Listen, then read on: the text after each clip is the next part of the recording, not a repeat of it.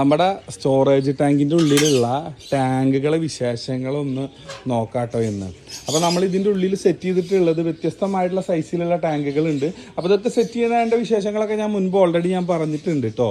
അപ്പോൾ ഇത് നോക്കിയേ, ഇത് നമുക്ക് ഏകദേശം ഒരു 6 അടി നീളം വരുന്ന ടാങ്കാണ്. ഇത് 18 അടി നീളം വരുന്ന ടാങ്കാണ്. ഇത് ഏകദേശം 4 അടി വീതി, 6 അടി ഈ നീളം വരുന്ന ഒരു ടാങ്കുകളാണ് കേട്ടോ. അപ്പോൾ മോസ്റ്റ് ഇങ്ങനെയാണ് നമ്മൾ ഓൾമോസ്റ്റ് എല്ലാം സെറ്റ് ചെയ്തിട്ടുള്ളത്.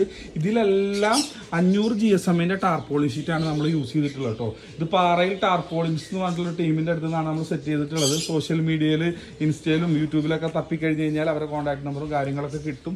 അപ്പോൾ ഇതിൻ്റെ പ്രത്യേകത എന്ന് വെച്ച് കഴിഞ്ഞാൽ 5 വർഷം വാറൻറ്റി ഉണ്ട്. അതേപോലെ തന്നെ UV പ്രൊട്ടക്ഷനും കാര്യങ്ങളൊക്കെ ഉണ്ട്. അപ്പോൾ ഈ ഒരു സൈഡിലൊക്കെ നമുക്ക് നല്ല രീതിയിൽ വെയിലടിക്കണതാണ്.